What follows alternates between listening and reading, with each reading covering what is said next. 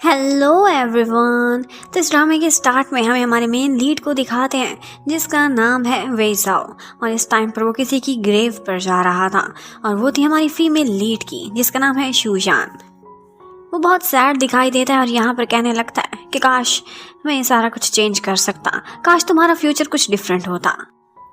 और फिर इसी के साथ ही हमें दिखाते हैं कि शू यान की आंख खुलती है। वो 2020 ईयर में थी। 5 साल पीछे उसने टाइम ट्रैवल कर लिया था और रीबर्थ हुआ था उसका।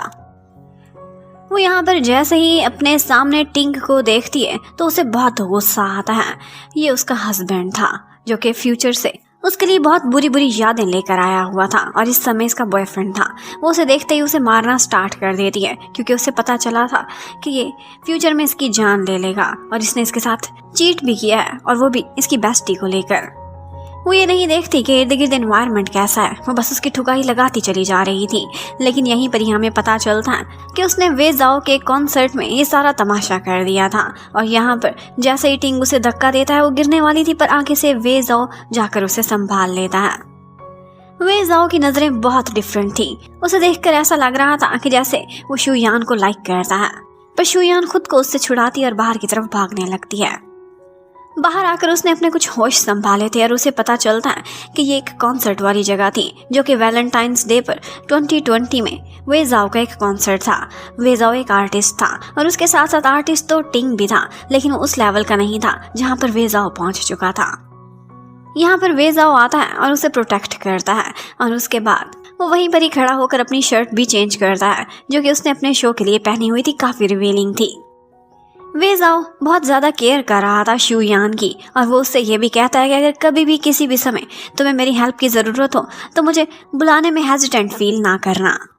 वो उसे उसके घर तक ड्रॉप भी करता है। वो उसे अंदर जाने से रोकने के लिए कोशिश तो कर रहा था, उसका हाथ भी पकड़ता है एक दफ़ा, पर फिर पता नहीं क्यों बहुत ज़्यादा डर जाता है, कह नहीं पाता और गुड नाइट बोलकर उसे अंदर भेज देता है।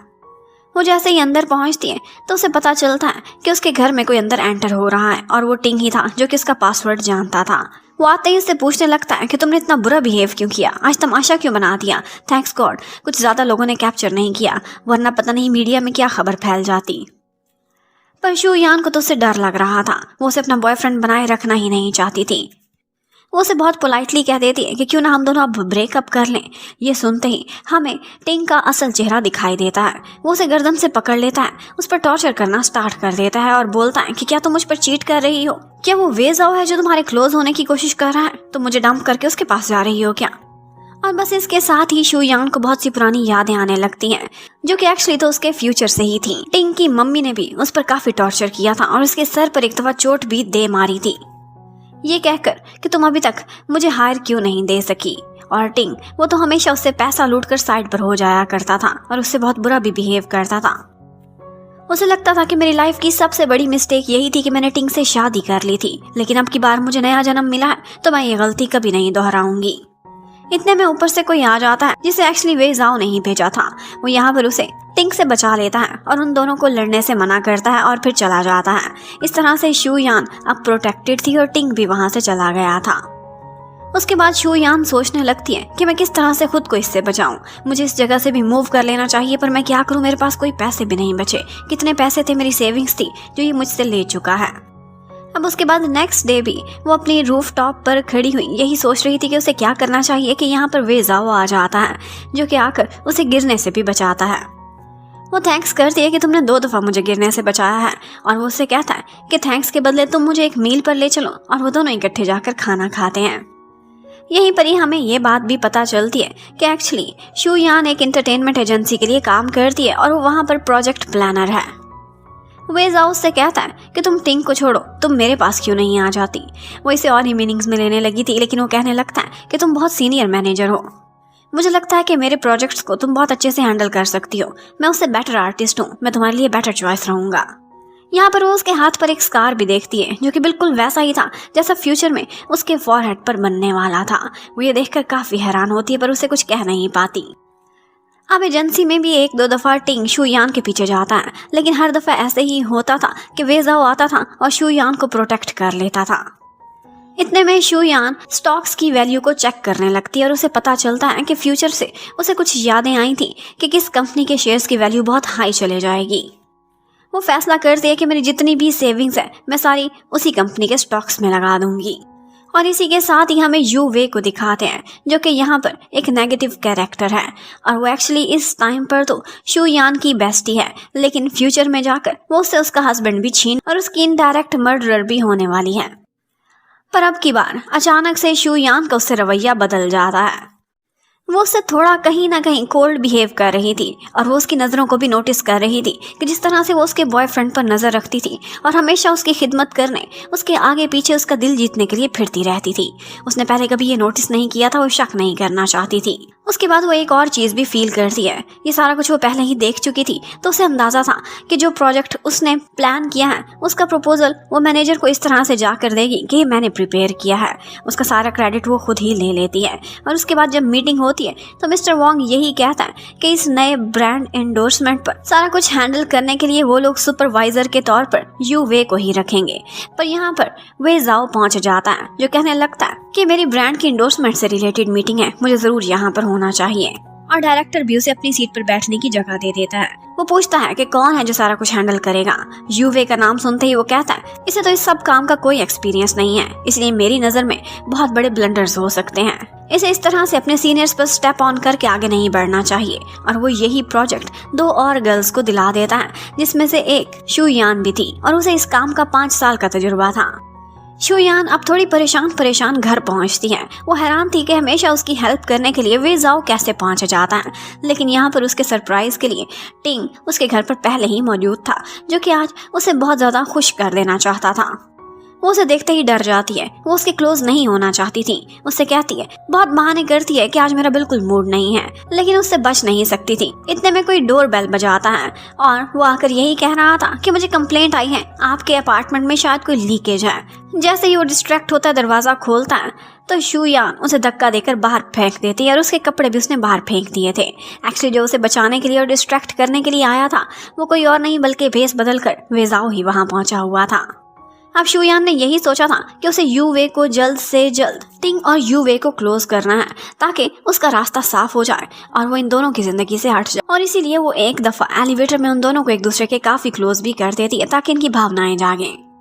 और फिर एक दफा वे जाओ से नजर आता है तो वो उसका थैंक्स भी करती है, कहती है कि इस प्रोजेक्ट के सिलसिले में आपने मेरी बहुत हेल्प करी थी। लेकिन वो कहता है मुझे थैंक्स करने की कोई जरूरत नहीं, मैं तो बस तुम्हें वही लौटा रहा हूँ जो तुम्हारा है। और वो उससे बोलता है कि क्या संडे पर तुम फारिग हो, मेरे साथ खाना खाने चलोगी।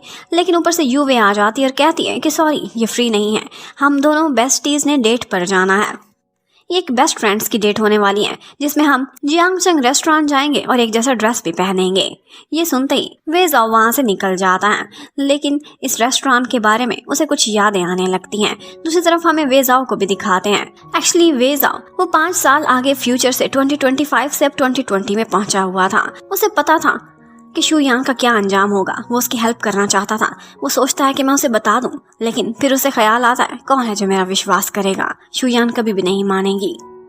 उधर यू वे आज शू यान के डेस्क पर आती है और उसे एक पेयर ऑफ शूज भी देती है। कहती है कि ड्रेसेस तो हमारे सेम है, तुम शूज भी यही पहन कर आना, हमें बहुत मजा आने वाला है। ये शूज देखते ही वो काफी डर जाती है क्योंकि उसे पता था कि इन 2 बेस्टीज की डेट नहीं होने वाली, बल्कि उसने पुराने क्लासमेट्स को भी वहां पर बुलाया हुआ, स्पेशली उनको जो हमेशा से शू यान को बुली करते थे। और अब भी वो वहां पर तमाशा बन जाएगी जब उसने यू वे की कॉपी वाला ड्रेस और शूज पहने हुए होंगे। सिर्फ इतना ही नहीं हुआ था पास्ट में, बल्कि ये भी हुआ था कि जब वो टॉयलेट में अपनी सीट पर बैठी हुई थी तो उन्होंने उसे इतना बुली किया था कि उस पर पानी भी फेंक दिया था। और एंड पर यू वे वहां पर आई थी और सिर्फ इनोसेंट और उसकी फ्रेंड होने का नाटक ही करती रही थी, पर अब वो सारा कुछ पहचान चुकी थी। लेकिन यू वे आपकी लाइफ में भी काफी चालाक थी और उसने उसको स्टॉक्स और उसके शेयर्स चेक करते हुए देख लिया था। उसे अंदाजा हो गया था कि इसने अपने शेयर्स बड़ी अच्छी जगह लगाए हैं जिनकी वैल्यू बहुत बढ़ चुकी है। जबकि टिंग एक दफा वे जाओ और शू यान को इकट्ठे देखता है तो उसे बहुत गुस्सा आता है। वो शू यान को पकड़कर स्टोर रूम में साइड पर लेकर जाता है और उससे कहने लगता है कि तुमने इसी की वजह से मुझसे ब्रेकअप करना चाहती हो। लेकिन वो कहती है कि नहीं, मैंने तुम्हें ब्रेकअप का रीजन ये बताया था कि तुम मेरी केयर नहीं करते अच्छे से। वो बोलने लगता है अच्छा तो मेरी गलती माफ कर दो, अब मैं तुम्हारा बहुत ख्याल रखूंगा और क्यों ना यहाँ पर कुछ एक्साइटिंग किया जाए। लेकिन इससे पहले कि वो उसके चुंगल में फंसती, ऊपर से कोई कोलीग आ जाती है जो कि वहाँ का दरवाज़ा खोलती है और इस तरह से शू यान की जान बच गई थी। अब एक पॉइंट ऐसा भी आता है कि एक दफ़ा यूवे ने जानबूझकर गरम गरम कॉफ़ी उसके ऊपर फेंक दी थी, लेकिन अब की बार जब वो ऐसा करने लगती है तो शुयान अपना पैर उसके पैर से अटका देती है और वो कॉफ़ी सीधा जाकर टिंग के ऊपर गिरी थी और वो उन दोनों को मौका देती है कि तुम लोग दोनों अलग में चले जाओ और तुम उसकी शर्ट क्लीन कर दो। इतने में शुयान को अपने ऑफिस में एक नई लड़की दिखती है जो कि न्यूबी थी। उसका नाम जिया था और वो काफ़ी स्वीट होती है। वो उसके साथ बहुत अच्छे से दोस्ती करती है। वो दोनों एक दूसरे की काम में भी हेल्प करती थी। और जैसे ही जिया को पता चलता है कि इसके फ्रेंड्स की रीयूनियन पार्टी है, वहाँ पर इसे नीचा देखा जाता है हमेशा से, तो वो उससे कहती है कि इस दफ़ा मैं तुम्हें एक ऐसी जगह से मेकओवर कराऊंगी कि वो सब तुम्हें देखते ही देखते रह जाएंगे। दूसरी तरफ हमें दिखाते हैं कि वेजाओ और यूवे दोनों एक दूसरे के काफी क्लोज आ गए थे, लेकिन यूवे उसे ये कहकर खुद से दूर कर देती है कि ये ठीक नहीं है। अब वो उसी रीयूनियन में पहुंच जाती है। सारे उसे देखकर यही कह रहे थे कि तुम तब से अब तक बिल्कुल भी नहीं बदली, उतनी ही यंग हो और उतनी ही क्लासी भी। वो शुयान के सामने तो यही नाटक करती थी कि मैं तुम्हारी बेस्ट फ्रेंड हूँ, लेकिन पीठ पीछे उसकी इस तरह से बुराइयां करती थी कि लोग यही समझते थे कि शुयान इसकी एक कॉपी है और वो कभी भी सक्सेसफुल नहीं है। यहाँ पर वो इशारों में उनको ये भी कह देती है कि टिंग मुझ में इंटरेस्टेड है, लेकिन शुयान उसे मुझसे चुराना चाहती है। उसने शुयान की पोस्ट भी खुद से नीची बताई थी। वो यही दिखाना चाहती थी कि वो उससे ज़्यादा सक्सेसफुल है। और वैसे भी उसने ड्रेस और शूज़ तो उसे अपनी कॉपी वाले दिए थे, तो थोड़ी देर बाद उसका तमाशा तो बन ही जाएगा। लेकिन जैसे ही शुयान वहाँ पर एंटर होती है तो वो बहुत सुंदर और क्लासी दिखाई दे रही थी, लेकिन उनके शूज़ तो एक जैसे थे। ये देखते ही वहाँ पर उनका एक फ्रेंड था जो कि लग्जरी आइटम्स का एक्सपर्ट था। वो कहने लगता है कि शुयान के शूज़ यूवे से ज़्यादा एक्सपेंसिव हैं। और बस यहाँ पर यूवे का ही तमाशा बनकर रह गया था। टॉयलेट में भी उसके साथ बहुत बुरा सीन होना था, जैसा कि वो फ्यूचर से जान कर आई थी, लेकिन अब की बार वो उन सारों का मुकाबला करती है, खुद को ह्यूमिलिएशन से भी बचाती है और सबको ये भी क्लियर कर देती है कि टिंग इस टाइम पर मेरा बॉयफ्रेंड है, कोई यूवे का नहीं। और उसे फोन कॉल पर भी लेती है, स्पीकर पर लेती है, वो सबसे बात करा देती है। वो खुद एडमिट करता है कि ये मेरी गर्लफ्रेंड है। आज का दिन तो यूवे का बहुत ही बुरा जा रहा था। उसकी सारी प्लानिंग उसकी खुद पर उल्टी पड़ गई थी। यहाँ पर यह भी पता चलता है कि इनके यूनिवर्सिटी के ज़माने में एक लड़का चूचन था, जिसके बारे में यूवे क्लेम करती थी कि वो उसे डेट कर रही थी, लेकिन शुयान ने उनका ब्रेकअप करा दिया था। अब यहाँ पर इत्तेफाक से चूचन भी पहुँच जाता, जो कि आते ही कहने लगता है कि मैंने कभी भी यूवे को डेट नहीं किया था, बल्कि अगर मैं किसी को लाइक करता था वो शुयान थी। और वो उसके पीछे पीछे चलने लगता है। एक्चुअली यूवे ने प्लानिंग तो ये की थी कि वो शुयान को नीचा दिखाएगी, लेकिन उसका खुद का ही तमाशा बनकर रह गया था। इसके साथ ही हमें एक और बात भी पता चलती है कि वेजाओ कोई नॉर्मल आर्टिस्ट नहीं है, बल्कि वो जिस एंटरटेनमेंट एजेंसी के साथ इस वक्त कनेक्टेड है वो उसी एजेंसी का हायर भी है। ये उसके दादाजी की बनाई हुई है। उसके दादाजी चाहते थे कि उसकी मेंग फैमिली में शादी हो, लेकिन वो साफ इनकार कर देता है और कहता है कि मैं बिजनेस मैरिज को अप्रूव नहीं करने वाला। वो उससे वजह पूछते हैं तो वो कहने लगता है कि कोई ऐसा है जिससे मैं प्यार करता हूँ। दादा पूछते हैं किस फैमिली से है, क्या कोई बड़े घर की लड़की है, क्या बिजनेस है उनका, लेकिन वो कहता है यह अनरिक्वेटेड लव है, उसको अभी तक मैंने बताया भी नहीं है। दादाजी ये सुनते ही परेशान हो जाते हैं, क्योंकि उन्हें लग रहा था कि मेरा पोता ये मुझसे बागी होता जा रहा है। और वो अपने असिस्टेंट को ऑर्डर कर देते हैं कि वो कौन लड़की है उसका पता चला, और अगर उसका पत्ता साफ करना पड़े तो वो भी कर दूं, लेकिन ये बिजनेस मैरिज तो मैं करा कर ही रहूं। और दूसरी तरफ दिखाते हैं कि चूचन शुयान के पास खड़ा हुआ था, कोई अपने पुराने गिले शिकवे दूर करना चाहता था, लेकिन यहीं पर ही उनको वेजाओ देख लेता है और अपनी गाड़ी में बैठे बैठे ही वो शुयान को कॉल करता है, क्योंकि वो जेलस फील कर रहा था और सेट पर कोई प्रॉब्लम हो रहा है, तैयारी अच्छे से चल नहीं रही। इसी बात का बहाना बनाकर वो तुरंत ही उसे वहाँ से मूव करा देता है। और इसी के साथ ही हमें एक नए कैरेक्टर को दिखाते हैं जिसका नाम मैंगिया है।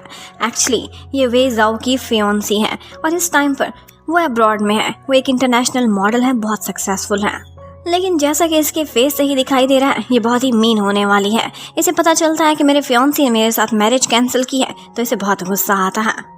जबकि अगर यूवे के साथ वही होता है जो कि वो शुयान के साथ कराना चाहती थी, हमेशा उसे बुली कराती थी, उसके खिलाफ ट्रैप ही बिछाती रहती थी, लेकिन आज खुद वो उन्हीं गर्ल्स के हाथों बुली होकर आ रही थी। उसने वो मजा चाह लिया जो वो हमेशा शुयान के साथ कराया करती थी।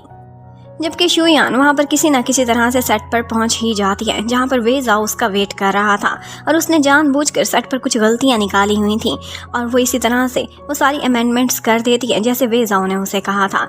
लेकिन एक्चुअली ये सब वेजाओ का एक बहाना था, वो अपनी नज़रों के सामने शुयान को रखना चाहता था।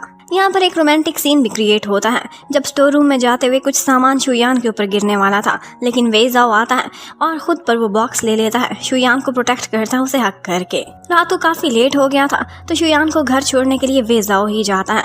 यहाँ पर वो रास्ते में उसे बातों बातों में ये हिंट देने की कोशिश करता है कि तुम जिस बॉय के साथ इस टाइम पर हो टिंग, वो कोई अच्छा इंसान नहीं है, क्या तुम उसे रियली अच्छे से जानती हो? तो वो भी जवाब में ये कह देती है कि टिंग को मुझसे बेहतर और कौन जान सकता है।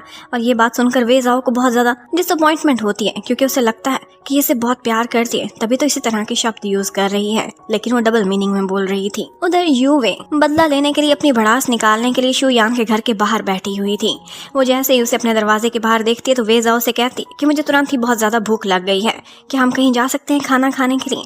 और वे जाओ तो ऑफ कोर्स उसे कभी भी ना नहीं करेगा। अब वो उसे खाना खिलाता है और उसके बाद वो दोनों इकट्ठे बैठकर थोड़ा बहुत ड्रिंक करते हैं और बातें करते हैं। और दूसरी तरफ यूवे उसको सहारा देने के लिए टिंग पहुंच जाता है और हमेशा से शुयान के मन में भी यही था कि वो उन दोनों को क्लोज करे, इन्हीं की ही शादी हो जाए और मैं इस सारे चक्कर से निकल जाऊं। उधर शुयान वे जाओ के साथ बहुत अच्छा समय बिताती है, उसे अपने दुख सुख सुनाती है, उसे बताती है कि उसकी लाइफ में उसके लिए क्या एम्बिशंस है, ये भी बताती है कि उसका सपना है वो सेल्फ डिफेंस करना सीखे। यहाँ पर वे जाओ सारा टाइम उसे बहुत प्यार से देख रहा था जब वो ड्रिंक कर रही थी और ड्रंक हालत में वो उसे बहुत क्यूट लगती है। यहीं से हमें फ्लैशबैक आता है। एक्चुअली वे जाओ शुयान को बहुत पहले से जानता था जब वो यूनिवर्सिटी में हुआ करता था, तो इसी तरह से एक दफ़ा उसने ड्रंक शुयान को देखा था जो कि वे जाओ को बुली होते हुए उसे प्रोटेक्ट करती है पुलिस को बुलाकर और बाकी सब पुलिस को भगा देती है। ये सब तब हुआ था जब वो लोग यूनिवर्सिटी में हुआ करते थे, लेकिन शुयान को तो इस बारे में कुछ भी याद नहीं था। उसने उसके बाद वे जाओ के साथ मिलकर एक जगह खजाना भी तलाशने की कोशिश की थी और साथ ही साथ उसे ये भी बताया था कि मेरे पेरेंट्स ने मुझे अबंडन कर दिया है, सिर्फ मेरे एक दादाजी ही थे जिन्होंने मुझे पाला है, लेकिन अब वो भी इस दुनिया में नहीं रहे। और बस इसी तरह से उससे बहुत सारी दिल की बातें करने के बाद वो उसे हक करके ग्राउंड पर ही सो जाती है। नेक्स्ट डे वे जाओ ने उसे तलाश करने की कोशिश की थी। उसने देखा था कि शुयान को तो कुछ भी याद नहीं है, ड्रंक होने की वजह से वो बिल्कुल मेमोरी से वाइट वॉश हो चुकी थी। और उसने ये भी देखा था कि शुयान को एक स्ट्रीट कैट बहुत पसंद है जिसका नाम उसने बाय रखा हुआ है। उसे कहीं ना कहीं उसी टाइम पर शुयान से प्यार हो चुका था और वो इनडायरेक्टली उस कैट से भी उसी वजह से प्यार करता था क्योंकि शुयान उसकी केयर करती थी। उसने उस कैट को एक हाउस भी बना कर दिया था।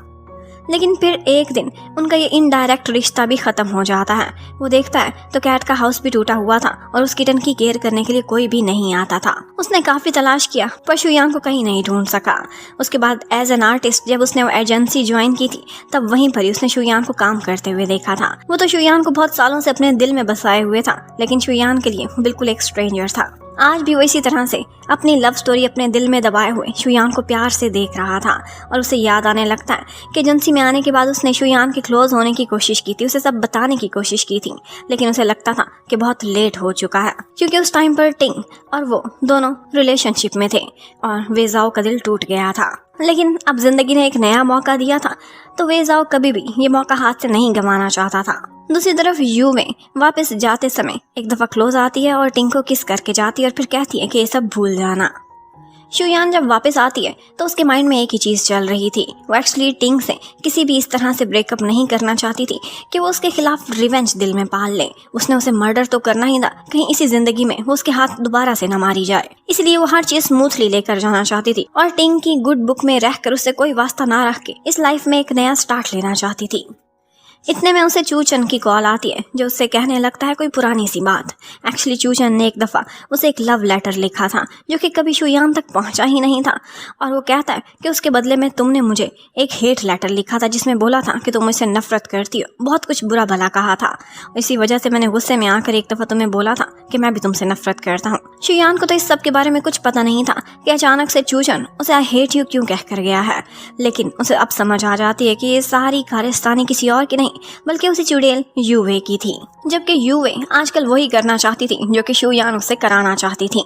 वो चाहती थी कि शुयान की लाइफ से वो टिंग को छीन ले और खुद उसके साथ फिट हो जाए। अब नेक्स्ट डे शुयान जब सेट पर आती है तो वो बहुत सुंदर लग रही थी। लोगों की तो नजरें ही उससे नहीं हट रही थी। उसने अपना ड्रेसिंग स्टाइल चेंज कर लिया था। वो एकदम ग्रूम अप हो चुकी थी जिया की वजह से। टिंग उसे देखते ही उसके पास आता है और कहता है कि तुम मेरी वुमन हो, तुम कितनी अच्छी लग रही हो। ये देखते ही वे जाओ की जेलसी तो आसमान तक पहुंच जाती है।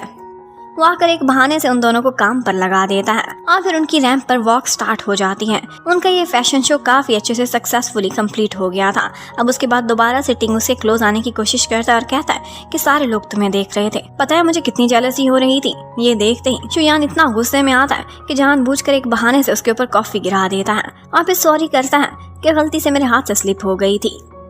शुयान ने आज चूचन से मिलने के लिए जाना था। वो उसे वही हेट लेटर लेकर आने को कहती है जो कि उसके मुताबिक शुयान ने उसे लिखा था। अब वो जब जा रही थी तो वहीं पर उसे यूवे मिलती है और कहती है कि मेरी बैड मेमोरी है, पता नहीं कल गर्ल्स क्या कह रही थी, चूचन क्या कह रहा था, मैं सारा कुछ भूल गई थी। तुम मुझ पर शक तो नहीं करती? आफ्टर ऑल हम बेस्ट फ्रेंड्स हैं, मैं तुम्हारे साथ ऐसा क्यों करूंगी? और शुयान भी कहती है ऑफ कोर्स मुझे तुम पर कोई शक नहीं है। लेकिन एक्चुअली यूवे एक विच थी जो कि हमेशा से अपने मन में शुयान के खिलाफ ग्रूज ही पाले रखती थी। यहाँ से जाते हुए शुयान देखती है तो जिया और वेजाओ दोनों बहुत खुश इकट्ठे खड़े हुए थे और जितने प्यार से वो इकट्ठे जा रहे होते हैं उन्हें देखकर उसे यही लगता है कि ये दोनों रिलेशनशिप में है। कहीं ना कहीं उसका मन टूट जाता है। इतने में उसे टिंग की कॉल आती है और वो टिंग को कहती है कि आज मैं थोड़ी सी बिजी हूँ, लेट वापस आऊंगी और शायद आज तुमसे मिल भी ना सकूं। टिंग को कहीं ना कहीं शक हो रहा था कि मुझे अवॉइड करने की कोशिश कर रही है और उसने हिंट ही हिंट में उसे ये भी कह दिया था कि कहीं तुम बाकी मर्दों की तरह से बेवफा तो नहीं हो। लेकिन वो कहता है कि मैं सबसे बहुत डिफरेंट हूँ। लेकिन असल में चोर की दाढ़ी में तिनका तो था। वो सोचने लगता है कि मैंने सिर्फ 2 दफा यूवे को किस किया है, ये तो चीटिंग में नहीं गिना जाता होगा। जबकि दूसरी तरफ हमें पता चलता है कि शुयान सिर्फ कुछ ज्यादा ही सोच रही थी। जिया एक्चुअली वे जाओ की सिस्टर है जो कि इस टाइम पर उनकी कंपनी में एक न्यूबी के तौर पर काम कर रही है। दादाजी ने उसे भेजा है। वो चाहते थे कि उनके बच्चे बेसिक से काम करना सीखें और कोई भी नहीं जानता था कि वो एक हायरस है। और फिर हमें दिखाते हैं कि चूचन वो एक शेफ है। वो बहुत अच्छी सी एक डिश बनाकर शुयान के पास लेकर आता है और फिर उसके बाद उसे वही हेट लेटर भी दिखाता है। वो देखते ही शुयान को समझ आ जाती है कि यूवे ने लिखा है, मेरी लिखाई को कॉपी करने की कोशिश की है। उसे ये तो पता था कि वो मीन है, लेकिन इतने सालों से उसके खिलाफ इतनी बड़ी बड़ी साजिशें कर रही है इसका उसे अंदाजा भी नहीं था। वो चूचन को कह देती है कि मैंने नहीं लिखा था, ना ही तुम्हारा लेटर मेरे पास पहुंचा था, पर इस वक्त वो टाइम गुजर चुका है और मेरे मन में तुम्हारे लिए कोई फीलिंग्स नहीं, हम सिर्फ और सिर्फ फ्रेंड्स हैं। उसी टाइम पर टिंग को मौका मिल गया था। वो यूवे के साथ जाकर समय बिताता है। वो इकट्ठे डिनर करते हैं और यूवे यहाँ पर उसकी नजरों में शुयान की जगह खराब करने की कोशिश करती है। कहती है कि आज वो बहुत तैयार होकर कहीं जा रही थी, मुझे तो लगा था तुम्हारे साथ डेट पर जा रही होगी, और इशारों इशारों में उसके मन में शक डाल देती है कि वो तुम्हारे साथ लॉयल नहीं है, चीट कर रही है, क्योंकि उसकी मम्मी ने भी चीट किया था उसके डैड के साथ और उन्हें छोड़कर किसी और आदमी के साथ वो घर छोड़कर भाग गई थी। अब जब शुयान वहां से जाने लगती है तो उसे लगता है कोई मेरा पीछा कर रहा है। वो बहुत डर जाती है। एक्चुअली वो टिंग था। वो उसे देखती है तो एकदम चिल्लाने लगती है कि तुम यहाँ क्या कर रहे हो। तो वो भी कहता है कि मैं तुम्हारी चोरी पकड़ने के लिए आया हूँ, तुम किसी लड़के से मिलने के लिए आई थी ना यहाँ पर। वो कहती है कि मुझसे फासला रखो, क्योंकि उसे लग रहा था कि मुझ पर अटैक करने वाला है। वो बहुत चिल्लाता है और कहता है कि तुम्हारी मम्मी की तरह से तुम भी एक बुरी लड़की निकलोगी। वो यहीं पर ही उसकी गर्दन पकड़ लेता है, उसे टॉर्चर करने लगता है। लेकिन इतने में वे जाओ वहां पहुंच जाता है जो कि उसका वही हाथ तोड़ मोड़ देता है जो उसने शुयान पर उठाने की कोशिश की थी। उसने एकदम से उसे इतना मारना स्टार्ट कर दिया था कि टिंग तो संभल भी नहीं पाया था। टिंग इतना डर जाता है कि तुरंत ही वहां से भाग जाता है और फिर उसके बाद वे जाओ के हाथ पर जख्म भी आया था। उसे किसी चीज की परवाह नहीं थी। वो बस शुयान को अपने गले लगा लेता है। वो उसे कहता है कि तुम मेरी कॉल्स क्यों नहीं उठा रही थी, मुझे इतनी फिक्र हो रही थी, मुझे लग रहा था तुम्हारे साथ कुछ गलत हो जाएगा। वो बोलती है कि तुम मेरी क्यों फिक्र कर रहे थे, तुम्हारी अपनी गर्लफ्रेंड है, तुम उसके साथ समय बिताओ। किसी और लड़की के बारे में इतना केयरफुली सोचना तुम्हारे लिए ठीक नहीं, तुम चीट कर रहे हो, इसका ये मतलब है। वो सोचने लगता है कि मेरी कब से गर्लफ्रेंड आ गई। तो वो कहती है मैंने तुम्हें और जिया को इकट्ठे देखा था। और बस यहीं से शुयान का दिमाग घूम जाता है। वो तुरंत ही जिया को कॉल करता है और अपनी छोटी सिस्टर को ही डांटने लगता है कि तुम्हारी वजह से अभी मेरी हैप्पीनेस मुझसे छीनने वाली थी, कोई मुझसे नाराज होने वाला था। और शुयान को जब पता चलता है कि इसकी सिस्टर है तो वो काफी शर्मिंदा होती है और उसे सॉरी करती रहती है। अब उसके बाद उसके हाथ पर जो चोट लगी थी उस पर मेडिसिन लगाती है और यहाँ पर वे जाओ उसके फेस को बहुत प्यार से टच करता है और उससे कहता है कि मुझे तुम्हारी बहुत परवाह होती है, मुझे लगता है कि मैं तुम्हें लाइक करता हूँ, मैं किसी को तुम्हें हर्ट नहीं करने दूंगा, और अगर तुम एक ऐसी स्विमर हो जो अपना रास्ता भूल चुकी है तो मैं वो बोट बनूंगा जो तुम्हें शोर तक पहुंचाएगी। दूसरी तरफ टिंग या यूवे जब भी अपने डाउन टाइम में होते थे तो एक दूसरे से मिलते थे और इसी तरह से वो क्लोज होते जा रहे थे। अब जैसे ही वे जाओ घर पहुंचता है तो हमें दिखाते हैं कि वही किटन बाय अब काफी बड़ी हो चुकी है। शुयान की निशानी के तौर पर उसने उसे अपने साथ रखा था और आज भी वो उसके साथ ही थी। वो उसी कैट से अपनी मन की बातें कर रहा था कि आज मैंने कन्फेशन कर ही दिया।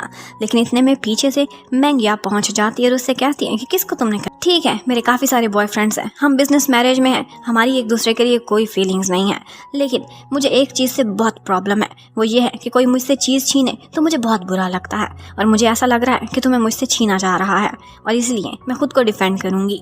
वो उसे सीड्यूस करने की भी कोशिश करती है, लेकिन वे जाओ उसकी चालों में बिल्कुल भी नहीं आता, बल्कि उसे धक्का मार के वहाँ से निकाल देता है। अब नेक्स्ट मॉर्निंग चूचन आता है और शुयान के लिए ब्रेकफास्ट भी बना कर आया था। वो ब्रेकफास्ट इतना अच्छा बना हुआ था कि यहाँ पर जिया भी उसकी दीवानी हो जाती है। वैसे भी गर्ल्स को शेफ बॉयज बहुत पसंद होते हैं। ये देख देख कर वे जाओ को इतनी जेलसी होती है कि वो तुरंत ही आकर उनके हाथ से खाना छीनता है और खाना स्टार्ट कर देता है। कहता है कि आज मेरी पीए ने मेरे लिए कोई खाना अरेंज नहीं किया, मुझे ब्रेकफास्ट के लिए बहुत भूख लगी थी। चूचन कहता है कि शुयान मैं तुम्हारे लिए रोजाना यहाँ पर नाश्ता ले आऊंगा।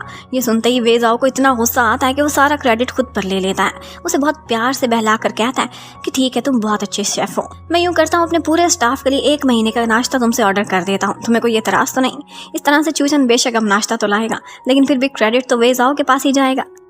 शुयान भी स्माइल करने लगती है। उसे पता था कि वे जाओ जेलसी की वजह से ये सारा कुछ कर रहा है। उधर टिंग और यूवे को क्लोज होते देखकर उसे और भी मन में शांति मिलने लगती है। वे जाओ को टिंग पर बहुत गुस्सा था और आज वो एक एड को इस तरह से शूट कराता है कि जिसकी वजह से रेन कोट पहनकर टिंग खड़ा हुआ था और उस पर बार बार टॉर्चर किया जा रहा था। वो कुछ कह भी नहीं सकता था और सह भी नहीं सक रहा था। उसे बहुत गुस्सा आता है। उसे सारी समझ आ जाती है कि ये सारा कुछ मेरे साथ वे जाओ ही करा रहा है।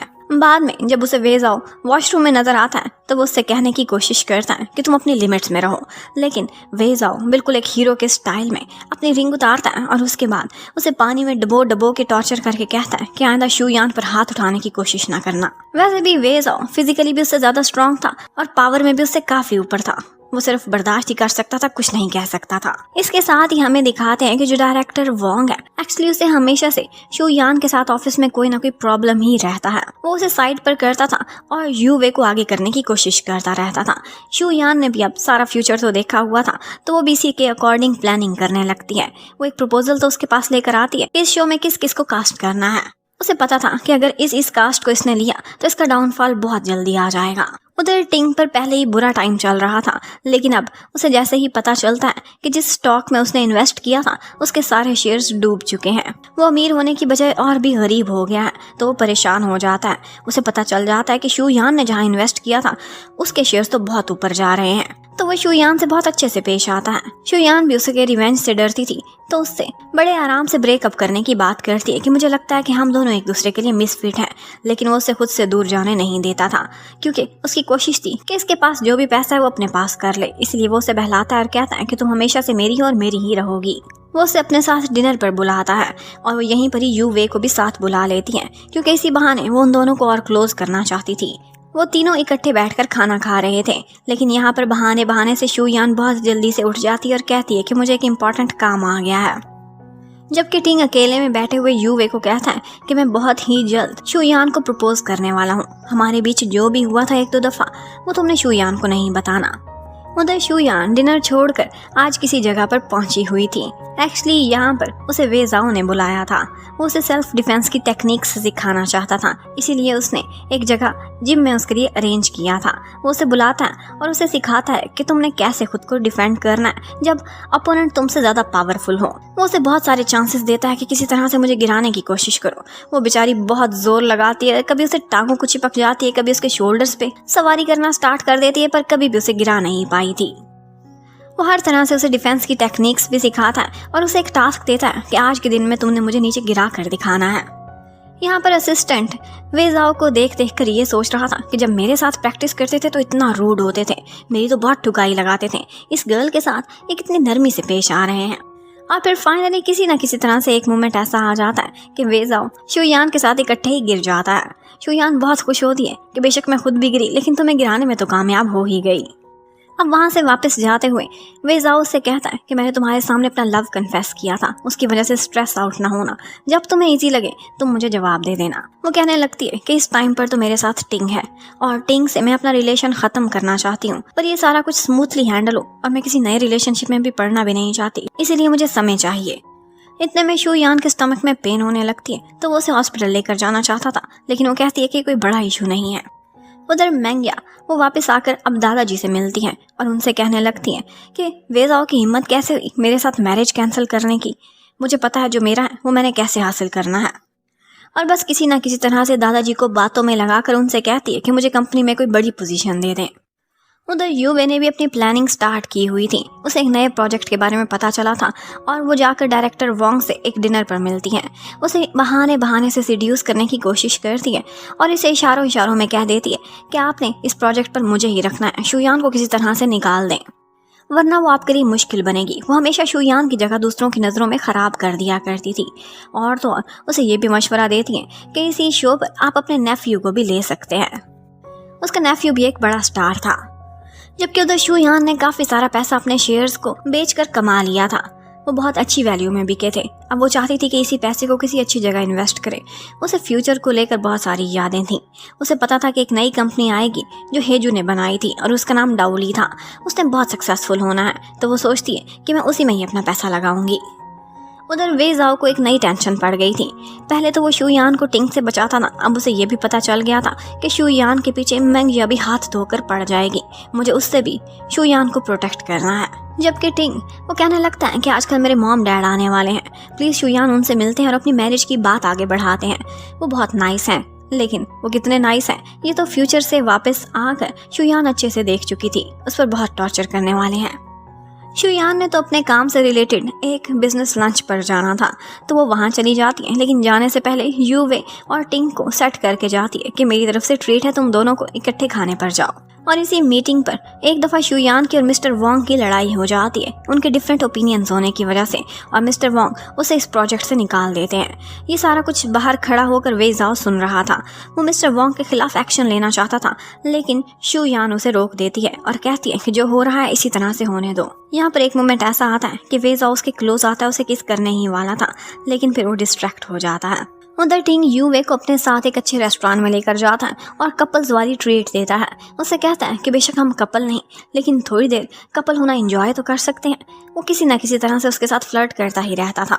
यहाँ पर युवे नाटक करते हुए रोने लगती है और कहती है कि मैं क्या करूँ, मुझे लगता है गलत है, शुयान के साथ मैं ठीक नहीं कर रही, लेकिन मैं खुद को कंट्रोल भी नहीं कर पाती। वो सोचने लगता है कि कितनी अच्छी लड़की है और उधर शुयान वो कितनी बुरी है। अब शुयान को तो नए प्रोजेक्ट से हटा दिया गया था और उसकी जगह वे यू को उसका सुपरवाइजर बना दिया गया था। मिस्टर वोंग के थ्रू युवे भी अब अपनी हुक बनानी चलाने लगी थी, क्योंकि मिस्टर वोंग सिर्फ उसी की ही सुनते थे। इतने में आज उनकी एजेंसी के बाहर चूचन भी आता है, जो कि शुयान से मशवरा करने लगता है कि आप लोग एक फूड प्रोग्राम शुरू कर रहे हैं, मैं भी उसमें पार्टिसिपेंट बनने के लिए अपना इंटरव्यू देना चाहता हूँ।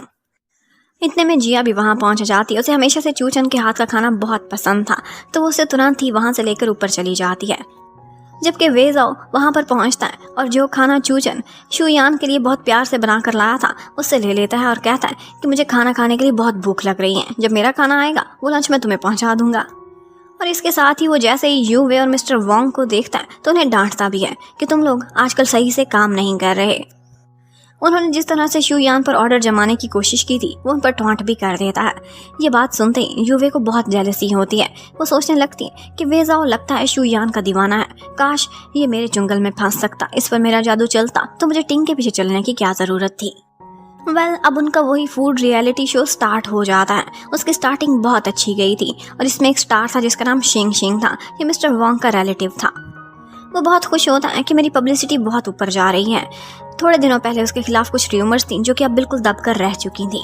सारा कुछ बिल्कुल परफेक्ट जा रहा होता है। इतने में युवे ने मिस्टर वोंग को एक नया आइडिया दिया था कि बिहाइंड द सीन जब पार्टिसिपेंट्स को पता नहीं होगा हम उनका शूट करेंगे और इसको हम अपनी पब्लिसिटी में यूज करेंगे। मिस्टर वोंग ने इसे अप्रूवल दे दिया था और उनका ये स्टंट भी काफी अच्छा जा रहा होता है।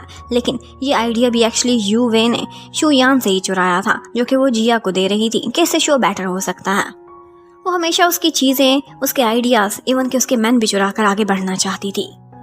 इतने में शुयान को एक और बात पता चली थी। वो ये थी कि चूचन उस दिन अचानक से जियांग रेस्टोरेंट पर ऐसे ही नहीं पहुंच गया था, बल्कि उसे वेजाओ ने वहां पर भेजा था। वो काफ़ी हैरान हुई थी और आज ये बात उसने वेजाओ से पूछ ही ली थी। वो कहने लगता है कि उस रेस्टोरेंट का ऑनर मेरे जानने वाला था और उसने एक अच्छा शेफ वहाँ पर भेजने को कहा था। चूचन के हाथ का खाना मैंने खाया था तो उसे वहाँ पर रिकमेंडेशन के लिए भेज दिया। उसने किसी न किसी तरह से इस बात को कवर कर ही लिया था। जबकि बिहाइंड द सीन शूट करते करते वहाँ पर कुछ जर्नलिस्ट भी पहुँच गए थे और उन्होंने शिंग शिंग के बारे में कुछ ऐसा शूट कर लिया था जो कि उसकी पब्लिसिटी को और शो को भी बहुत नुकसान पहुँचा सकता था और फिर यही वीडियो वायरल हो जाती है।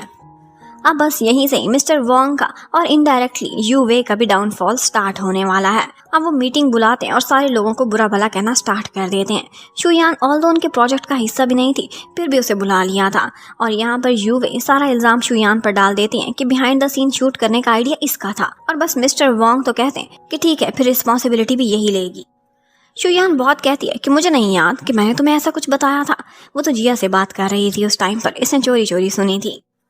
अब ऐसे में जब वो शुयान को बलि का बकरा बनाना चाहते थे तो ऊपर से वेजाओ पहुंच जाता है और वहां पर बाइक उनको लेकर आता है, जो कि नया डायरेक्टर था।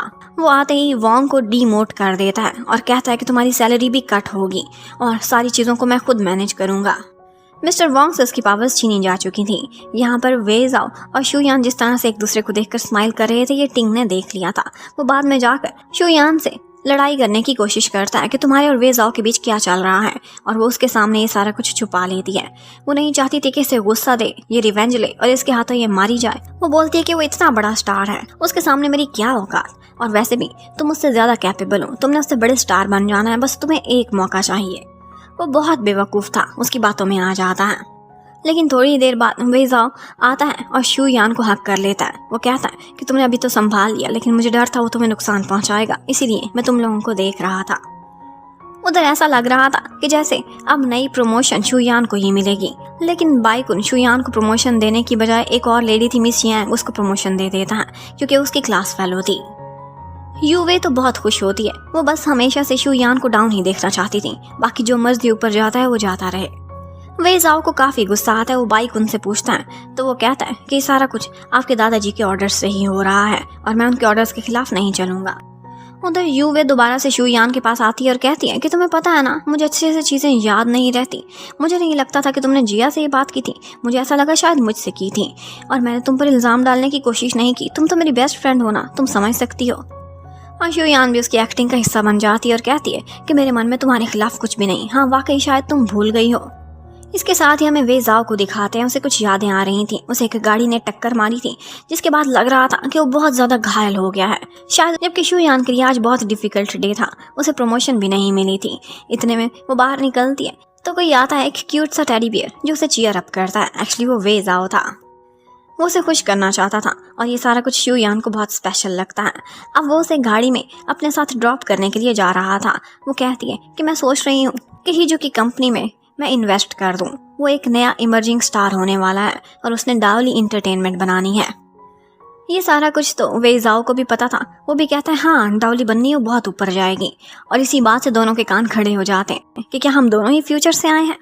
और बस यहीं से ही दोनों एक दूसरे का राज जान चुके थे। उन्होंने टाइम ट्रैवल किया था। वो एक दूसरे को बताते हैं कि पहले इसलिए शेयर नहीं किया क्योंकि तुम मुझे पागल समझोगी। यहाँ पर वेजाओ से बताता है कि मैंने तुम्हारा फ्यूनरल भी अटेंड किया था, वो बहुत सैड था, वहाँ पर बहुत सारे लोग थे, लेकिन शुयान को बिलीव नहीं हो रहा था। शुयान कहती है कि मुझे लगता है कि हम फेट को चेंज नहीं कर सकते, लेकिन मैं फेट को चेंज करने की ट्राई ज़रूर करूँगी। फिर भी मुझे लगता है कि जैसे इस जन्म में भी मैं मरने वाली हूँ। वेजाओ से सहारा देता है और कहता है कि मैं हूं ना तुम्हारे साथ, मैं तुम्हारी किस्मत बदलूंगा। वो उससे पूछती है कि क्या तुम्हारी भी जान चली गई थी, तुमने रीबर्थ किया है? लेकिन वो कहने लगता है नहीं ऐसा कुछ नहीं हुआ था, मैं सो के उठा तो मैं टाइम में पीछे चला गया था। लेकिन वो उससे कुछ छुपा रहा था और वो मन ही मन में सोचने लगता है कि जैसे ही इसे मेरी मिस फॉर्चून के बारे में पता चला तो ये मेरे बारे में क्या सोचेगी। अब नेक्स्ट ही डे कंपनी की नई वाइस प्रेसिडेंट बनकर कोई एंट्री करती है। वो मैंग या थी और उसे मिलने के लिए हिजू वहाँ पर आया हुआ था। वो उसके प्रपोजल को बहुत बुरी तरह से रिजेक्ट कर देती है और उसे नीचा भी दिखाती है। इतने में वेजाओ और शुयान वहाँ पहुँच जाते हैं जो कि हिजू की तलाश में थे। वो हिजू से बात करते हैं, उसकी एम्बिशंस को ऊपर करते हैं, उसे बताते हैं कि हम तुम्हें सपोर्ट करने को रेडी हैं। और उनके पास जितनी भी सेविंग्स थी, स्पेशली वेजाओ के पास बहुत पैसा था, वो अपनी सारी पर्सनल इनकम उसकी कंपनी में इन्वेस्ट करने का फैसला करता है। अब उसके बाद वेजाओ बाइकुन को फ़ोन करता है और कहता है कि मैंगिया मुसीबत बन के कब से हमारे ऊपर आ गई है। तो वो भी कहने लगता है कि ये उसी फेवर की वजह से, आपने शादी जो कैंसिल कर दी थी तो कंपनसेशन में दादा ने उसे ये पोस्ट दे दी है। अब उनका एक फूड रियलिटी शो दोबारा से स्टार्ट हो रहा था। यहाँ पर 3 पार्टिसिपेंट्स थे, वेजाओ, टिंग और चूचन। यहाँ पर शूट बहुत अच्छे से जा रहा था कि इतने में वहाँ पर मैंगिया एंट्री दे देती है। यहाँ पर सारा कुछ बहुत अच्छे से जा रहा है। अब जैसे ही शूट स्टार्ट होने वाला होता है तो वहीं पर मैंगिया पहुँच जाती है और कहती है कि इस शो में मैं स्पेशल गेस्ट के तौर पर अपीयरेंस दूंगी। मैं एक इंटरनेशनल मॉडल हूँ, देखना आप लोगों की पब्लिसिटी बहुत ऊपर जाएगी। इस सब के खिलाफ वे जाओ आवाज़ उठाता है, लेकिन सारा इंतज़ाम मैंगिया पहले ही कर आई थी। उसने कंपनी के प्रेसिडेंट दादाजी से सारे ऑर्डर्स रेडी करा लिए थे और कोई भी ऑब्जेक्शन नहीं कर सकता था। अब वो लोग थोड़ी बहुत चेंजिंग्स करते हैं और उसके बाद उन्होंने यहाँ पर पार्टनर्स भी तलाश करने थे। इन पार्टनर्स के साथ मिलकर वो लोग शूट करेंगे और अपने अपने टास्क को कंप्लीट करने की कोशिश भी करेंगे। यहाँ पर जब पार्टनर चूज़ करने की बारी आती है तो मैंगिया तो पहले ही वे जाओ की पार्टनर बन गई थी। उसके बाद शुयान टिंग को चूज़ करती है, चूचान को नहीं। वो एक्चुअली टिंग की गुड बुक्स में रहना चाहती थी, वो इसीलिए ये करती है। जबकि उधर चूचन की पार्टनर यूवे बन जाती है और यहाँ बातों ही बातों में उसके मुंह से निकल जाता है कि तुम एकदम बेकार इंसान हो, इसी वजह से तो शुयान तुमसे नफरत करती है। ये सुनते ही उसे पता चल जाता है कि वो लेटर किसी और नहीं बल्कि यूवे ने ही लिखा था। ये इतनी बुरी है, क्या ये इतनी बड़ी साजिश कर सकती है? उसका माइंड तो बस इसी सब में चलने लगता है। जबकि वे जाओ वो मैंगिया से साफ साफ कह देता है कि तुमने ये गलती बहुत बड़ी कर ली है, मुझसे दूर रहो, मैं तुमसे शादी नहीं करना चाहता। वो भी बोलती है कि हमारी शादी तो होकर ही रहेगी, और हाँ, अगर तुमने थोड़ी सी भी ऊंच नीच की तो मैं अभी मीडिया के सामने अनाउंस कर दूंगी कि हम दोनों फियांसी हैं। तो वो भी आगे से कह देता है, ठीक है, फिर मैं भी मीडिया के सामने अनाउंस कर दूंगा कि मैं ये मैरिज कैंसिल करता हूँ। देखना, तुम भी एक मॉडल हो, तुम्हारी इमेज को भी बहुत नुकसान पहुँचने वाला है, खाली मैं ही नीचे नहीं गिरूंगा। उधर शूटिंग करते हुए एक दफ़ा जिया को चोट लग जाती है, तो यहाँ पर चूचन आता है और उसे कैरी करता हुआ वहाँ से ले जाता है। जबकि शुयान वो तो खुद को टिंग से दूर करना चाहती थी। एक मौका आता है कि वो उसे यूवे की साइड पर कर देती है और खुद अलग ही इंग्रेडिएंट्स तलाश करने निकल जाती है। इतने में वो देखती है कि पानी में कुछ गिरा हुआ है। वही उठाते उठाते वो पानी में गिर जाती है कि यहाँ पर वे जाओ उसे देखकर परेशान हो जाता है। अब वे जाओ वहाँ पर उसकी हेल्प करने के लिए आता है। एक्चुअली वहाँ पर एक सीक्रेट इंग्रेडिएंट था, वो जिस टीम को मिलता वो टीम जीत जाती। वो ये चांस शुयान के लिए गिव अप कर देता है। शुयान कहती है कि मेरी अपनी ही कुछ प्लानिंग है, अगर ये टिंग ने विन किया और उसकी टीम जीत गई तो फिर मुझे लगता है वो मुझे प्रपोज करने की तैयारी करेगा, और मैं इसी तरह से फेट को चेंज करना चाहती हूँ। और फिर थोड़ी देर बाद यूवे भी उसे देख लेती है। उसने जैसे ही उसके हाथ में वो इंग्रेडिएंट देखा था वो उसे छीनने की कोशिश करती है, लेकिन अब की बार शुयान ने भी अपना सेल्फ डिफेंस सीखा हुआ था। उसकी ठीक ठाक ठुकाई लगाती है, उसे चोटी से पकड़कर अच्छी तरह घुमा देती है और उल्टा उसको मूव भी नहीं करने देती। कहती है कि तुम्हारे बाल अटक गए हैं मेरे ब्रेसलेट में, अगर तुम थोड़ा सा भी हिली तो गंजी हो जाओगी। वेल, अब फाइनली टिंग और शुयान की टीम इस दफ़ा ये कंपटीशन जीत गई थी। इसी वजह से यूवे को उस पर बहुत गुस्सा था। यूवे उसे कभी भी किसी भी स्टेप में अपने से आगे जाते हुए या जीतते हुए नहीं देख सकती थी, और शुयान उसे और भी चिढ़ाती है। वो उससे कहती है कि मुझे लगता है तुम्हारा असली चेहरा मुझे नज़र आ रहा है, तुम कभी भी मेरी अपनी फ्रेंड रही ही नहीं हो, और मैं ये भी जानती हूँ कि टिंग मुझे बहुत जल्द प्रपोज करने वाला है, मैं उससे शादी कर लूँगी। मैं ये जान चुकी हूँ कि तुम भी टिंग को लाइक करती हो, पर मैं कभी भी तुम्हें उससे खुद से विन करने नहीं दूंगी। ये सुनकर तो यूवे की हालत बहुत ही ज़्यादा ख़राब हो जाती है। एक्चुअली शुयान उसे चिढ़ा रही थी, वो जितना चिढ़ाएगी उतना ही ज़्यादा वो टिंग को जीतने की कोशिश करेगी, और ऐसा ही होता है। शुयान अब एक साइड पर चली जाती है और उसके बाद टिंग आता है। यूवे को जब सैड देखता है तो उससे वजह पूछने लगता है और वो भी उसे सीड्यूस करने लगती है, और टिंग वो तो पहले ही कैरेक्टर का काफ़ी ढीला था, उसके जाल में फंस ही जाता है। और यहाँ पर उन दोनों को इकट्ठे चूचान भी देख लेता है, जिसे देखकर बहुत अफसोस होता है कि टिंग इतना गिरा हुआ है, वो शुयान के साथ चीट कर रहा है, वो भी उसकी बेस्टी के साथ। जबकि शुयान को काम डाउन करने के लिए उसके पास वे जाओ आता है। वो काफ़ी सैड थी यार, कहती है कि क्या मैं पास्ट में इतनी बेवकूफ़ थी, मुझे तब कुछ भी नज़र नहीं आया था। वे जाओ उससे कहता है कि एक्चुअली तुम कितनी काइंड हो, काइंड लोगों के साथ ऐसा ही हो जाता है अक्सर। वो बहुत खुश था कि मुझे अपनी सारी फीलिंग्स बताती है और मेरे साथ और मेरे प्यार को भी एक्सेप्ट कर रही है, और यहाँ पर उनका किसिंग सीन भी आता है। जबकि टिंग वो तो इतना मीन इंसान था कि उसने यूवे का फ़ायदा भी उठा लिया था, और उसके बाद उसे ये कहता हुआ चला गया था कि मैंने थोड़ा ज़्यादा ही ड्रिंक कर लिया था। वेल, मैं शुयान को बहुत जल्दी प्रपोज करने वाला हूँ। आई होप कि हमारे बीच ये बात यहीं पर ही ख़त्म हो जाए। और उसके बाद बिल्कुल नॉर्मली वो शुयान के पास चला जाता है और वो दोनों इकट्ठे नाश्ता करने भी जाते हैं। यूवे को ये देखकर बहुत गुस्सा आता है, पर क्या करती, शांत ही रह सकती थी। जबकि शुयान वो तो बस यही सोचे जा रही थी कि जितना मैंने टिंग के बारे में सोचा था ये तो उससे भी बड़ा कमीना इंसान निकला। जबकि मैंगिया वो एक दफ़ा वेजाओ के क्लोज आने की कोशिश करती है, बहुत ज़्यादा फ्री हो रही थी उससे, लेकिन वो भी उसे उसकी लिमिट्स याद दिला देता है, और मैंगिया को काफ़ी गुस्सा आता है क्योंकि उस टाइम पर सामने शुयान ही बैठी हुई थी। और यूवे उसने दोबारा से प्लानिंग करना स्टार्ट कर ली थी। वो एक अच्छी फ्रेंड बनने का नाटक करती है, आकर शुयान से सॉरी करती है कि मुझे थोड़ा गुस्सा आ गया था, मैं हर हाल में वो कंपटीशन जीतना चाहती थी। और शुयान को तो ऑफकोर्स उसकी सारी रियलिटी पता थी। वो उसके सामने चुपचाप खड़ी रहती है, बिल्कुल ऐसे ही कि जैसे वाकई उसे माफ़ करना चाहती हो। यूवे को अब टिंग का पर्सनल असिस्टेंट बना दिया गया था। वो एक शूट पर जाता है तो यहाँ पर यूवे दोबारा उससे क्लोज होने की कोशिश करती है, और अब की बार तो उसने ड्रिंक भी नहीं किया हुआ था, फिर भी यूवे के जाल में वो फंस ही जाता है। और वो लोग थोड़े टाइम के लिए शूट के सेट से गायब हो जाते हैं और उनका फ़ोन भी नहीं लग रहा था। इसी वजह से वहाँ पर काफ़ी तमाशा बनता है, और जैसे ही वो लोग सामने आते हैं तो उनसे कहते हैं कि हम आपकी एजेंसी को इन्फॉर्म करेंगे, ब्रीच ऑफ कॉन्ट्रैक्ट के लिए आप लोगों को बहुत ज़्यादा पे करना पड़ेगा। लेकिन टिंग वो ये अफोर्ड नहीं कर सकता था। उसकी एजेंसी शायद उसे निकाल देती या बैन कर देती। वो कहता है कि मैं पर्सनली ये इशू सेटल करना चाहता हूँ, और उनको काफ़ी सारा पैसा देना पड़ता है उसे। जो भी उस टाइम पर शूट के एक्सपेंसेस थे उन सारों को कॉम्पनसेट कर रहा था। वो यूवे को कहता है कि तुम परेशान ना हो, मैं आजकल स्टॉक्स में से अच्छा खासा पैसा कमा रहा हूँ। और उसी टाइम पर उसे पता चलता है कि कहीं और पे जहाँ पे उसने पैसा लगाया था वो सारा कुछ भी डूब गया था। अब वो आता है शुयान के पास उससे हेल्प मांगने के लिए, और उससे कहता है कि मेरा बहुत पैसा डूब गया है। वो पूछती है क्या सारी सेविंग्स चली गई? तो वो कहता है सेविंग्स तो छोड़ो, मैंने तो लोन भी लिया हुआ था, वो भी सब चला गया। वो यही सारी इन्फॉर्मेशन वेजाओ को भी दे देती है कि लोन शार्क्स के हाथों में फंसा हुआ है। और बस वेजाओ के लिए कोई मुश्किल नहीं थी ये पता कराना कि टिंग ने कहाँ से ये सारा पैसा बोरो किया है। वो उन्हीं को ही इसके पीछे लगा देता है, और वो उसे वार्निंग देने लगते हैं कि अगर तुमने जल्दी हमें इंटरेस्ट समेत सारा पैसा वापस ना किया तो हम तुम्हारी चमड़ी उधेड़ देंगे। अब टिंग तो और भी परेशान हो जाता है। वो शुयान से हेल्प लेना चाहता था, तो ऐसा करता है उसे डिनर पर लेकर जाता है। मासूम सी लड़की को अपनी जाल में फंसाने की कोशिश करता है और कहता है कि हमें शादी कर लेनी चाहिए, यही सही टाइम है हम दोनों की शादी करने का। अगर वो शादी कर लेते तो शुयान का सारा पैसा उसके हाथ में आ सकता था। शुयान भी उसके सामने एकदम इनोसेंट होने का नाटक करती रहती है, और वेजाओ को जाकर सारी इन्फॉर्मेशन देती है। कहती है कि मुझे डिनर पर ले गया, मेरा इतना ख्याल रखा, ये हमेशा से ऐसा ही करता था और मैं हमेशा इसकी जाल में फंस जाया करती थी, लेकिन अब की बार ऐसा नहीं होगा। वो कहती है कि मुझे प्रपोज करेगा, मैं इसे यस भी करूंगी और बिल्कुल सही टाइम पर, इसके डाउन टाइम पर इसे हिट करके जाऊंगी। वो बस ये चाहती थी कि इस दफ़ा एटलीस्ट वो थोड़ा सा प्रपोजल तो ग्रैंड दे दे, और वेजाओ उसकी ये विश भी पूरी कर देता है। यहाँ पर बहुत सारे फायरवर्क्स हो रहे थे। एक तरफ हमें वेजाओ आता हुआ दिखाई देता है जो कि थोड़ा थोड़ा सैड नज़र आ रहा था, और उसके बाद टिंग आता है जो बहुत खुश था। वो सारे लोगों के सामने नील डाउन होकर शुयान को प्रपोज करता है, और मन ही मन में डरा भी हुआ था। ये फेक डायमंड था। वो सोच रहा था शुयान बेवकूफ़ है, पहचान नहीं पाएगी। वो तुरंत ही उसे यस कर देती है, और यहाँ पर टिंग बहुत खुश हो जाता है।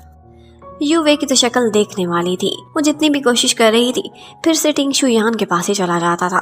यहाँ पर बहुत ग्रैंड फायरवर्क्स हुए थे, और उसके बाद वो सारे लोग इकट्ठे बैठकर डिनर भी करने लगते हैं। यहाँ हमें फ्लैशबैक में दिखाते हैं कि वेजाओ ने ये सारा जाल बिछाया था। टिंग को पता चला था कि शूटिंग के बाद वो लोग कुछ सेलिब्रेशंस करने लगे हैं और कंपनी ही डिनर के लिए पे करेगी, तो उसने यही मौका चूज़ किया था कि वो शुयान को और बाकी लोगों को इसी टाइम पर डिनर दे देगा। ये प्रिटेंड करेगा कि ये सब वही कर रहा है, और वेजाओ भी उसे इस तरह से खेलने देता है। टिंग को तो लग रहा था कि वो खुद एक खिलाड़ी है, लेकिन उसे ये नहीं पता था कि वो किसी के खेल का हिस्सा बन गया है। अब यहाँ पे यूवे कुछ ज़्यादा ही ड्रिंक कर लेती है, और उसके बाद गुस्से से भरी हुई वो शुयान पर अटैक कर देती है, और साथ ही साथ खुद को भी घायल कर लेती है। ये देखकर शुयान बहुत ज़्यादा डर गई थी, पर वेजाओ एंड टाइम पर वहाँ पहुँच जाता है जो कि शुयान को बचा लेता है। शुयान एकदम शॉक में चली गई थी। उसने सोचा भी नहीं था कि चीज़ें इतनी ज़्यादा बिगड़ जाएंगी। वो सोचने लगती है कि क्या यूवे पागल है, उसने अपनी भी रिस्ट को काटने की कोशिश की थी। वो बहुत ज़्यादा डर जाती है। उसे लगता है कि चीज़ें आउट ऑफ कंट्रोल जा रही हैं। मैं बहुत केयरलेस होकर खेल रही थी, जबकि टिंग वो तो वेट कर रहा था कि शुयान उसके पास आएगी, और पता नहीं उसने क्या क्या सपने सजाए हुए थे। लेकिन उसके ये सपने पूरे करने के लिए ऑफ कोर्स शुयान तो वहाँ आने वाली नहीं थी, पर यूवे पहुँच जाती है और कहती है कि क्या तुम्हें ये सारा कुछ थ्रिलिंग नहीं लग रहा? मेरी बेस्टी के साथ आज तुमने एंगेजमेंट की है और समय तुम मेरे साथ बिताओगे। अब वो दोनों तो इकट्ठे हो ही चुके थे, जबकि दूसरी तरफ हमारा मेन कपल होता है। शुयान इतनी डरी हुई थी, और वेजाओ से वादा करता है कि तुम बिल्कुल भी ना डरो, मैं हूं ना तुम्हारी बैक पर, मैं हमेशा तुम्हें प्रोटेक्ट करूंगा। और इसके साथ ही वो उसे किस भी करता है। एक तरफ यूवे और टिंग का रिश्ता था जो कि बहुत इम्प्योर था, जबकि दूसरी तरफ वेजाओ और शुयान, इनका ट्रू लव था और इनका रिलेशन बहुत प्योर था। अब इसके बाद वेजाओ जाता है सीधा अपने दादाजी के पास, और उन्हें कह देता है कि जो कुछ आपने मेरे डैड के साथ किया था, मेरी मॉम को मुझसे छीन कर एक और लेडी को उसकी लाइफ में ले आए थे क्योंकि वो रिच थी, ऐसा मैं अपने साथ नहीं होने दूंगा। और दादाजी की भी नजर थी शुयान पर। जिस तरह से उसने वेजाओ को एक जगह इन्वेस्ट कराया था, उसका फ्यूचर लगता है कि बहुत ब्राइट है और इस लड़की की नजर बहुत तेज। उधर शुयान दोबारा से यूवे को सताने की कोशिश करती है। उसे ये दिखा रही थी कि जैसे उसके और टिंग के बीच बहुत प्यार है। ये देख देख कर वो जल रही थी और प्लानिंग कर रही थी। अब वो आती है, उसके पास सॉरी करती है और कहती है कि पता नहीं मुझे क्या हो गया था, मैंने ड्रिंक कर लिया था, अब मुझे तो याद भी नहीं है कि क्या हुआ था। और इसके साथ ही उसे पेयर ऑफ शूज़ भी गिफ्ट में देती है और साथ ही साथ वो उसे एक जगह पर बेकिंग क्लासेस अटेंड करने को भी कहती है। और शुयान को समझ आ जाती है ये वही जगह है जहाँ पर टिंग की मॉम भी जाती है बेकिंग सीखने के लिए। वो सोचती है कि पहली दफ़ा तो ऐसा नहीं हुआ था, इस दफ़ा लगता है कि युवे ने और भी बेहतर तैयारी की है। उधर वेजाओ के मन में पता नहीं क्या चल रहा था।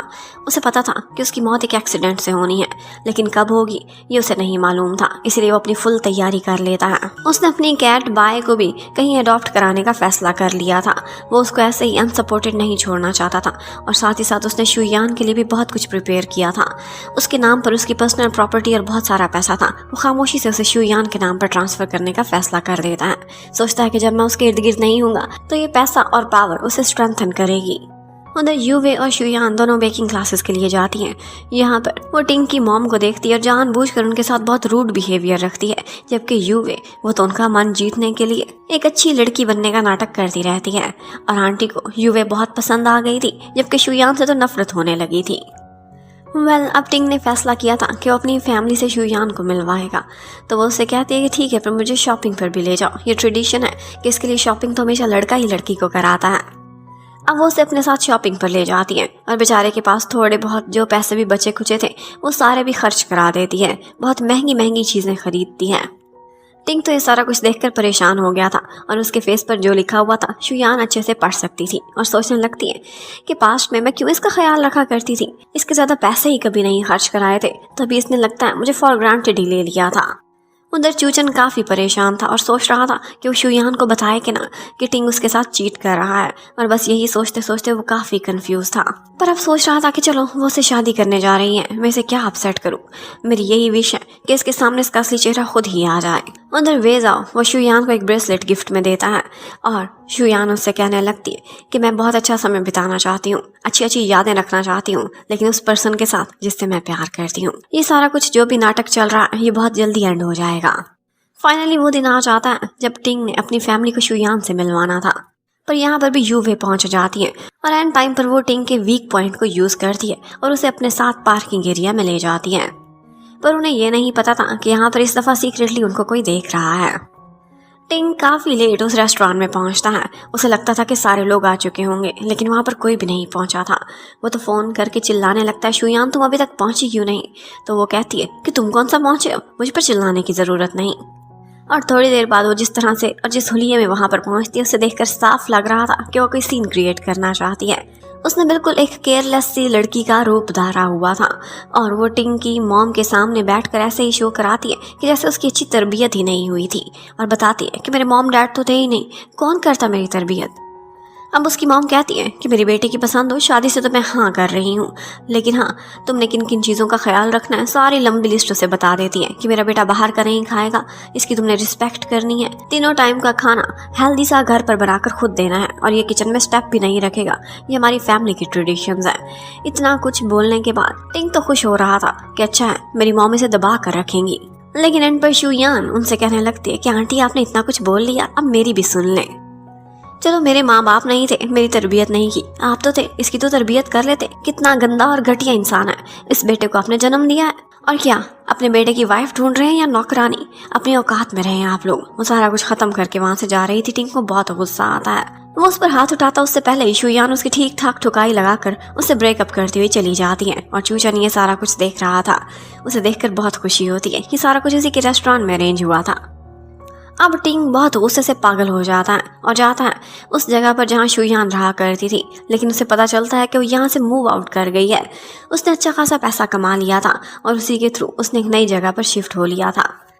यहाँ पर उसका वेलकम करने के लिए वेजा आता है और उससे कहता है कि मैं बहुत खुश हूँ कि तुमने अपना सारा कुछ जो भी टिंग के साथ चल रहा था ख़त्म कर लिया है। थैंक्स गॉड, वरना मुझे बहुत टेंशन होती थी। अब जिस जगह पर वो शिफ्ट होती है वो बहुत सुंदर थी और यहाँ पर वेजाओ और शुयान दोनों इकट्ठे समय बिताते हैं। अगले दिन जब शुयान काम पर आती है तो टिंग बहुत चिल्लाता है, पर वो उसे बोलने ही नहीं दे रही थी। एक के ऊपर दूसरा तीसरा चौथा थप्पड़ बस लगाए ही जा रही थी और उसके बाद सारे ऑफिस के सामने उसे वो वीडियो दिखाती है जिसमें साफ नजर आ रहा था कि वो यूवे के साथ मिलकर उसे चीट कर रहा है। अब ये देखते ही वो शांत हो जाता है, उसे समझ आ जाती है कि मेरी गलती की वजह से शुयान ने मुझसे ब्रेकअप किया है और तो और उसकी कोई इज्जत भी नहीं रही थी। इतने में यूवे उसके पास आती है और कहती है कि छोड़ो, शुयान चली गई तो चली गई, तुमने शादी करनी है तो मुझसे कर लो, और वैसे भी हम दोनों he made for each other हैं। तुमने कहा था ना शुयान तुम्हारी लाइफ में ना आती तो तुम मुझे ही चूज करते। पर टिंग उसे साइड पर कर देता है और कहता है कि शुयान एक मैरिज मटेरियल है, तुम नहीं, इसलिए साइड पर रहो।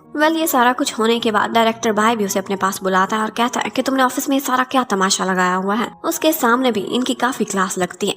यूवे तो इस डायरेक्टर को भी सीड्यूस करना चाहती थी, लेकिन वो उससे कह देता है कि तमीज से खड़ी हो और मेरे से इस लैंग्वेज में बात ना करना। अब नेक्स्ट डे शुयान के ऑफिस में कोई आता है और वो लेडी आते ही उसे एक थप्पड़ लगा देती है।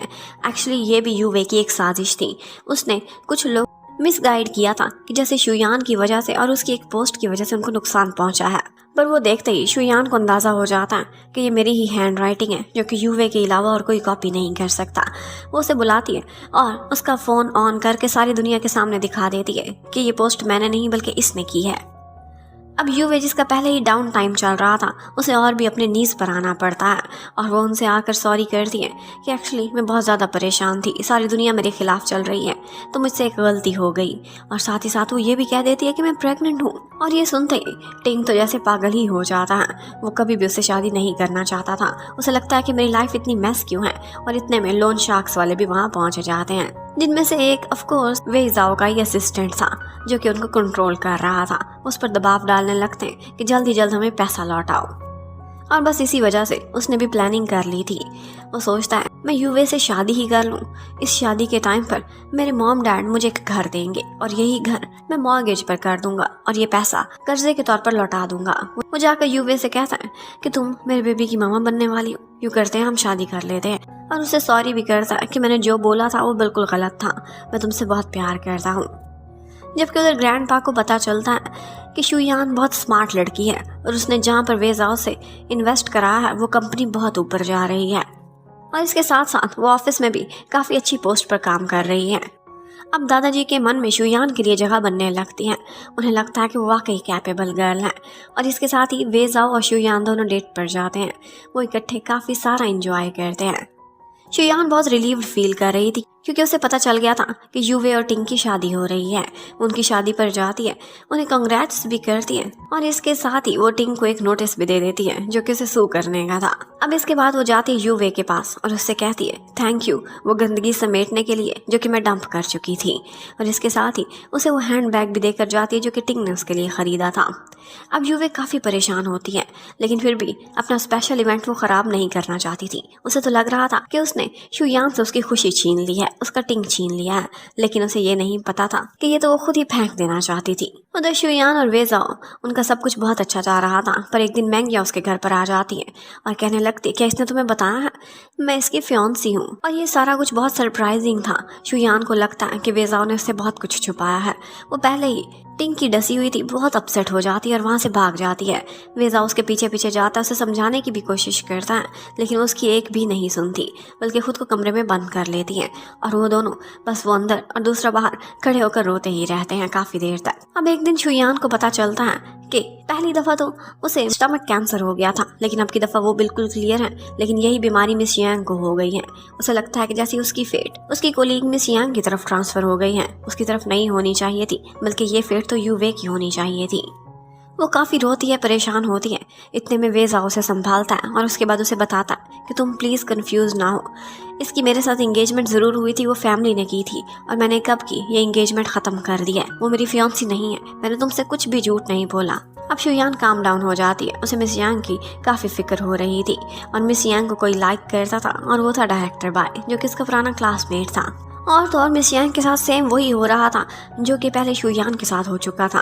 मिस यांग का एक हस्बैंड था जो कि उसके साथ चीट कर रहा था। यही बात डायरेक्टर बाय को भी पता चल जाती है और शुयान को भी उसी के थ्रू मालूम पड़ता है। वो काफ़ी परेशान हो जाती है। ये सारा कुछ वैसे ही चल रहा था। दूसरी तरफ वे जाओ बेचारा अपने ही घर पर फाइट कर रहा था। उसके ग्रैंडपा से अक्सर मिलने के लिए मैंग जाती थी जो कि उनका मन जीत चुकी थी। लेकिन आज वे जाओ अपने मन की हर बात अपने दादा के सामने खोल देता है और कहता है कि मैं उस तरह की लाइफ नहीं गुजारना चाहता जैसी आपने मेरे डैड को गुजारने पर मजबूर किया था। मैं कोई बिजनेस मैरिज नहीं चाहता। प्लीज़ आप मुझे समझें और अंडरस्टैंड करने की कोशिश करें कि मैं शुयान से कितना प्यार करता हूँ और मैं उसी से ही शादी करूँगा। जबकि उधर मैंगिया को काफ़ी गुस्सा था। वे जाओ और शुयान के रिलेशनशिप के बारे में सारी न्यूज़ यूवे के घर पर भेज दी थी। उसे जैसे ही पता चलता है कि आजकल वे जाओ की गर्लफ्रेंड है और ये भी मालूम पड़ता है कि वे जाओ सिर्फ और सिर्फ एक सुपरस्टार नहीं है बल्कि वो इस एजेंसी का हायर भी है, तो ये देखते ही उसके पैरों तले से ज़मीन निकल जाती है। उसे लगता है कि ये क्या कचरा टिंग मेरे पास फेंक गई है और खुद इतने अमीर इंसान के साथ वो अपनी ज़िंदगी बिता रही है। मैं उसे कभी खुश नहीं होने दूंगी। टिंग भी जैसे ये सारी इन्फॉर्मेशन देखता है तो वो भी गुस्से से पागल हो जाता है कि इसका मतलब है कि जानबूझकर शुयान ने मुझे उस टाइम पर डंप किया था क्योंकि उसे एक बेहतर लड़का मिल चुका था। अब इतने में एक दफ़ा शुयान से मिलने के लिए उसकी मॉम आती है। वही मॉम जो बचपन में उसे छोड़ गई थी। पता नहीं कहाँ से उसका फिर से प्यार जाग उठा था। शायद उसे पता चल गया था कि शुयान थोड़ी ज़्यादा ही अमीर हो गई है। शुयान अपनी मामा की एक भी इमोशनल बात में नहीं आती बल्कि उन्हें काफ़ी महंगी सी शॉपिंग करा कर कहती है कि यही सारा कुछ आप हासिल करना चाहती थी ना, ये लें और मेरी ज़िंदगी से दफ़ा हो जाएं। आपने मुझे जन्म दिया था ना, लेकिन अब आपका मुझ पर कोई अधिकार नहीं रहा क्योंकि आप पैसे की पुजारी हो चुकी हैं और आपने अपनी विशेष के लिए मुझे छोड़ा था और अब मैं आपको छोड़ रही हूँ। उधर टिंग को जैसे ही पता चला था शुयान के बारे में तो वो जाकर उस पर अटैक ही कर देता। उससे लड़ने लगता है कि तुमने जानबूझकर मुझे एंड टाइम पर छोड़ा था। और शुयान भी अब पहले जैसी नहीं रही थी। उसे पीछे धक्का देती है और सिक्योरिटी को कहकर उसे बाहर फेंकवा देती है। जबकि मैंगिया वो अब टिंग से मिलती है और उसके साथ मिलकर वो प्लानिंग करने लगती है। कहती है कि यूवे ने तो कुछ खास नहीं किया, अब तुम्हारे साथ मिलकर मैं इन दोनों को बर्बाद कर दूंगी। और टिंग जिस तरह का करैक्टर में था मैंगिया भी बिल्कुल वैसी ही थी और अब वो दोनों इकट्ठे हो चुके थे। उन दोनों के खिलाफ प्लानिंग भी करते थे और टिंग अपनी वाइफ पर चीट भी कर रहा था और मैंगिया के साथ एंजॉय भी करता रहता था। इसके साथ ही हमें एक और बात भी पता चलती है और वो ये थी कि यूवे शुयान की स्टेप सिस्टर भी लगती है। एक्चुअली शुयान की मॉम ने जिस आदमी से शादी की थी उस आदमी की पहले ही एक डॉटर थी और वो यूवे थी। और इसी बात से लगता है कि यूवे को हमेशा से शुयान से दुश्मनी भी रही थी। यूवे का डैड एक ट्रक ड्राइवर था और इस टाइम टिंग और यूवे ने मिलकर उसको ही हायर किया था। बहुत सारा पैसा मिला था और इसके बदले उसने शुयान को ख़त्म करना था। यही बात किसी ना किसी तरह से वे जाओ को भी पता चल जाती है, पर एंड टाइम पर वो बहुत मुश्किल से उस पॉइंट पर पहुंचता है जहां पर उसे पता था कि उन लोगों ने एक इलीगल सा ट्रक हायर किया हुआ है।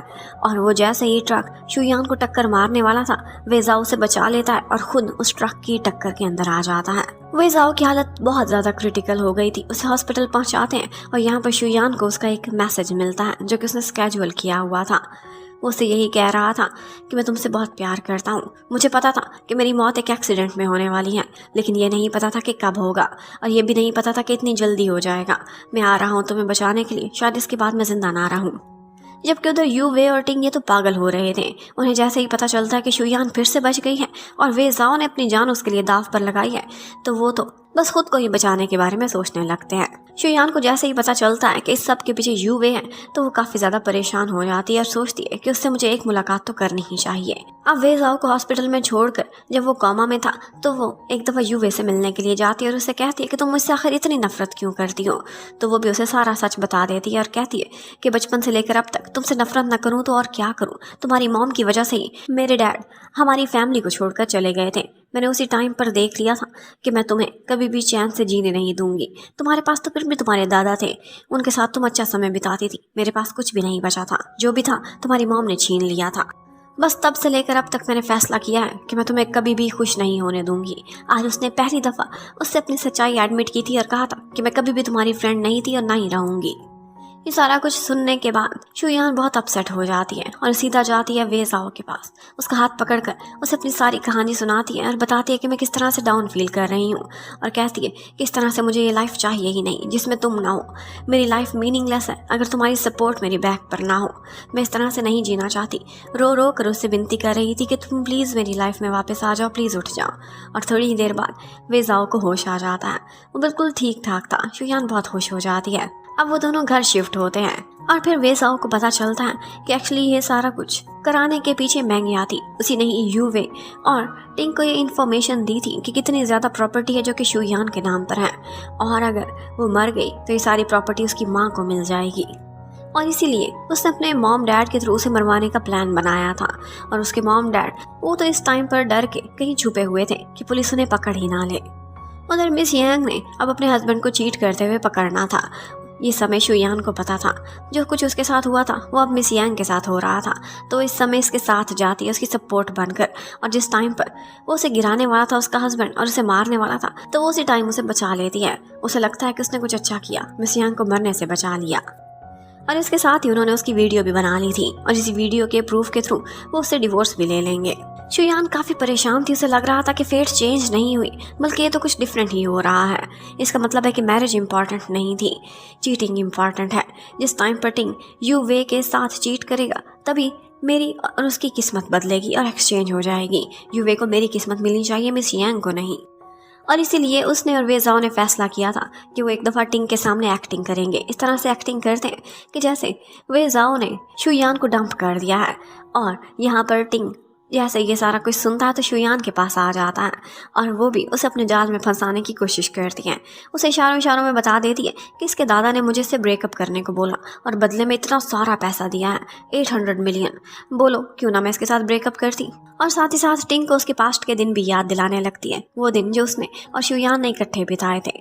और वो तो पहले ही गिरे हुए कैरेक्टर का इंसान था, तुरंत ही उसके जाल में फंस जाता है और जाने से पहले उसे हक भी करता है और कहता है कि मैं सोच के तुम्हें बताऊंगा। मैं सोच रहा हूँ कि यूवे के साथ डिवोर्स ही कर लूँ। वो और मैं कंपैटिबल नहीं बल्कि हम दोनों मेड फॉर ईच अदर हैं। वे जाओ ये सारा कुछ देखता है। उसकी गर्ल को टिंग ने हक किया था। इसके बाद वो आता है और अपना कोट उसे पहना देता है और कहता है कि जो कुछ हो रहा है मैं बहुत मुश्किल से बर्दाश्त कर रहा हूँ, प्लीज़ ये सारा कुछ जल्दी। मैं चाहता हूँ कि तुमसे सिर्फ और सिर्फ मेरी खुशबू आए। जबकि टिंग जाता है यू वे के पास और उससे कहने लगता है कि तुम्हारा तो मिसकैरेज हो गया है, अब हमारी शादी की कोई रीज़न नहीं बचती। वैसे भी मेरे सामने इतना बड़ा कैरियर है, हम दोनों को डिवोर्स कर लेनी चाहिए। और युवे को साफ पता चल जाता है कि ज़रूर ही शुयान से मिलकर आ रहा है। और शुयान भी वही सैंडल्स निकाल लेती है जो कि उसने पहली लाइफ में देखे थे कि चीट करने वाली लड़की ने पहने हुए हैं। उसका मन नहीं कर रहा था ये सारा कुछ करने को, बहुत रिस्की था। और वेजा उससे कहता है कि तुम्हें ये सारा कुछ करने की ज़रूरत भी नहीं है। मुझे पता चला है कि मैंगिया का चक्कर चल रहा है टिंग के साथ और वो ही इस दफ़ा चीटर गर्ल बनेगी। और वो उसे चीटर गर्ल वाले शूज़ भी भेज देता है। उसने उसके असिस्टेंट को ख़रीद लिया था। तो अब शुयान ऐसा करती है कि एक मैसेज पर टिंग के साथ सारा कुछ ख़त्म कर लेती है और कहती है कि तुमसे तो मैं वैसे ही मुलाकात की थी और तुम और यूवे दोनों इकट्ठे रहो, मुझे तुमसे मिलने की भी कोई ज़रूरत नहीं है। अब ये देखते ही वो गुस्से से पागल हो जाता है। एक तरफ शुयान ने उसे किक आउट कर दिया था और दूसरी तरफ यूवे उसे मैसेज करके कह रही थी कि ठीक है हम दोनों डिवोर्स कर लेते हैं। टिंग तो कहीं कभी नहीं रहा था। शुयान को लग रहा था कि सारा कुछ बिल्कुल ठीक जा रहा है, लेकिन कुछ ऐसा होता है जो इसने एक्सपेक्ट भी नहीं किया था। टिंग एक दफ़ा अकेले में उसे पकड़ लेता है और उसके बाद हॉस्पिटल के टॉप रूफ पर जाकर उसे वहाँ से नीचे गिराकर उसे मारने ही वाला था कि इतने में वेजाओ पहुँच जाता है और उसे बचा लेता है। शुयान बहुत ज़्यादा डरी हुई थी, ये खेल बहुत ज़्यादा डेंजरस होता जा रहा था। जबकि मैंगिया के पास यूवे आती है और उससे कहती है कि मैंने तुम्हारी रिकॉर्डिंग रखी हुई है। इस रिकॉर्डिंग में वो सारा कुछ था। वो जिस तरह से बातें कर रही थी कि शुयान को मारना है और लोगों को हायर करना है। ये देखकर मैंगिया काफ़ी परेशान हो जाती है। उधर लोन शार्क्स वाले दोबारा से आते हैं और टिंग को ठीक ठाक मार कर जाते हैं। जबकि यूवे वेजाओ को अपने पास बुलाता है और उसे अपने जाल में फंसाता है। कहता है कि शुयान ने मुझसे ब्रेकअप कर लिया है, मुझे लगता है कि दोबारा टिंग के पास जाना चाहती है और ऐसा मैं कभी बर्दाश्त नहीं कर सकता। तुम उन दोनों को चीट करते हुए पकड़ो, मैं शुयान को डाउन टाइम में देखना चाहता हूँ। मैं उसे बदला लूंगा, पूरा बदला। मेरी फुल सपोर्ट तुम्हारे साथ है। और उसके बेट में यूवे आ भी जाती हैं। अब एक तरफ तो वैसे कर रहा था, जबकि दूसरी तरफ मैंगिया जब उसके दादा से मिलने के लिए आई हुई थी तो वो उनके सामने आ जाता है और कहता है कि मेरी एक्स फियांसी है, इसे अब इस घर में नहीं आना चाहिए क्योंकि मैं वो लड़की आपको इंट्रोड्यूस करना चाहता हूँ जिससे मैं शादी करने वाला हूँ। और इस तरह से इंसल्ट करके वो मैंगिया को वहाँ से भेज देता है और शुयान को अपने दादा के सामने प्रेजेंट करता है कि इस लड़की के साथ मेरी शादी अप्रूव कर दें।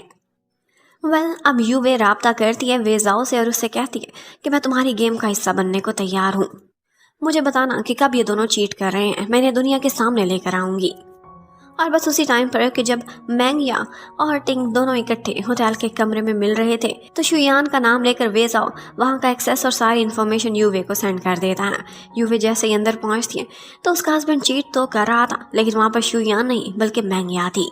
ऐसा लग रहा था कि वही हो रहा है जो फ्यूचर में हो रहा था। यहाँ पर उन्हें टिंग की वाइफ को ख़त्म कर देना चाहिए, लेकिन कुछ ऐसा होता है कि टिंग उसे बेहोश करके अपने साथ ले जाता है एक जगह पर ठिकाना लगाने के लिए। ये एक एबंडेंट सी बिल्डिंग थी। यहाँ पर लगता है कि यूवे का दी एंड हो जाएगा और वही कहानी रिपीट होगी, जो कुछ उसने शुयान के साथ करा था अब उसके साथ होगा। शुयान की फेट बदल जाएगी, लेकिन कुछ डिफरेंट हो जाता है। यूवे खुद को डिफेंस करती है और यहीं पर यूवे एक डंडा दे मारती है टिंग के सर पर और एंड टाइम पर टिंग की डेथ हो गई थी सिर पर चोट लगने की वजह से। यही बात शुयान को पता चलती है। उसे बिल्कुल भी अच्छा नहीं लग रहा था, उसकी फीलिंग्स ही कुछ अलग थी। वो चाहती थी कि टिंग इस दुनिया से चला जाए, वो बहुत बुरा और मीन इंसान था। वो जाती है और उसके फ्यूनरल पर भी सारा कुछ देखती है। वहाँ पर उसकी मम्मी बहुत रो रही थी और कहती थी कि अगर तुम ही मेरे बेटे से शादी कर लेती तो वो यूवे इसकी लाइफ में ना आती ना इसे मारती। यूवे को पुलिस तलाश कर रही थी। बाकी सारों की लाइफ में सब कुछ बहुत अच्छा जा रहा था। मिस यांग का ट्रीटमेंट हो गया था और उसकी अपने चीटर हस्बैंड से डिवोर्स भी हो चुकी थी। उसे अपनी बेटी की कस्टडी भी मिल गई थी, जबकि जिया उसकी लाइफ भी परफेक्ट जा रही होती है। चूचन अब एक सक्सेसफुल शेफ बन गया था, वो तो एक सेलिब्रिटी था। वो जैसे ही अब्रॉड से वापस आता है तो उससे मिलने के लिए जिया जाती है और उसके सामने अपना लव भी कन्फेस कर लेती है। चूचन भी उसे लाइक करता था तो वो दोनों भी एक कपल बन जाते हैं और अब फाइनली उनके फ्रेंड्स और उनके साथ सब कुछ बहुत अच्छा हो रहा था। वो लोग इकट्ठे डिनर करते हैं, सब लोग इकट्ठा समय बिताते हैं और उसके बाद सब वापस चले जाते हैं। ये सब शुयान के घर पर था। वेजाओ वहाँ ठहरना चाहता था पर वो कहती है कि नहीं, शादी से पहले नहीं, अब शादी के बाद ही मुलाकात होगी। ये सारा कुछ देखकर यूवे बहुत जलती है। उसने सोचा भी नहीं था कि वो इस तरह से चूहों की तरह से छुप छुप कर जिंदगी गुजारेगी और शुयान इस वक्त इतनी सक्सेसफुल होगी। वो उससे बदला लेने के लिए पहुंच जाती है। वो उसे बेहोश करती है और उसी के ही घर पर उसे ख़त्म करने वाली थी जलाकर। वो बिल्कुल पागलों जैसी एक्टिंग कर रही थी और कहती है कि हाँ, टिंग को मैंने मारा है, लेकिन अपने डिफेंस में मारा है और उसके बाद अब मैं तुम्हें भी मार डालूंगी और तुम्हारे बारे में तो यही न्यूज़ आएगी कि अपने फ्रेंड्स के साथ डिनर किया और डिनर पर ड्रंक हो गई और उसके बाद घर में आग लग गई। शुयान, तुम्हारा यही दी एंड होने वाला है तुम्हारी लाइफ का। लेकिन उसे ये नहीं पता था कि शुयान वेल प्रिपेयर्ड है। उसने वहाँ पर कैमरा भी रखा हुआ था और वो अपने हाथ भी खोल लेती है। उसे ठीक ठाक मारती है और उसे डाउन कर देती है और कहती है कि तुमने क्या समझा था कि मैं अब पहली जैसी बिल्कुल भी नहीं रही। और फिर हमें पता चलता है कि एक्चुअली वेजाओ भी इसके साथ मिला हुआ था और इसी तरह से वो यूवे को उसके अंजाम तक पहुंचा देते हैं। जबकि मैंगिया उसके खिलाफ भी सारे सबूत मिल चुके थे। उसने जितने भी उल्टे सीधे काम किए थे और मर्डर अटेम्प्ट भी की थी, उस सारे के सबूत पुलिस के पास पहुंच जाते हैं। और जैसे ही पुलिस उसे पकड़ने के लिए आती है तो वो वहाँ से भागने की कोशिश करती है और एक कार की टक्कर से उसकी भी डेथ हो जाती है। उसका एंड बिल्कुल वैसा हुआ था जैसे हमने सोचा था कि वेजाओ का होगा। वेजाओ की फेट उसे मिल चुकी थी। अब वेजाओ भी एकदम सेफ था। शुयान उसे अपने दादाजी की ग्रेव पर लेकर जाती है और अपने दादा से मिलवाती है कि ये वो लड़का है जिसे मैंने अपना लाइफ पार्टनर चूज़ किया है और अब की बार मैं कोई गलती नहीं कर रही। यहाँ पर वेजाओ भी उसे प्रपोज करता है, नील डाउन होकर उससे कहता है कि मैं तुम्हें हमेशा खुश रखूंगा। और इसके साथ ही हमें दिखाते हैं कि आज उनकी वेडिंग है। वेडिंग के दिन वेजाओ देखता है तो शुयान बहुत सुंदर लग रही थी। उसका सपना था कि ये वेडिंग ड्रेस पहनकर मेरे पास आए। एक दफ़ा तो उसने उसे खो ही दिया था, लेकिन लाइफ ने उसे दूसरा चांस दिया था और वो उसने अवेल किया था और वो दोनों एक मैरिड कपल बन जाते हैं और बहुत खुश नजर आते हैं। इसी के साथ इस कहानी की हैप्पी एंडिंग होती है। Thank you for watching, bye bye.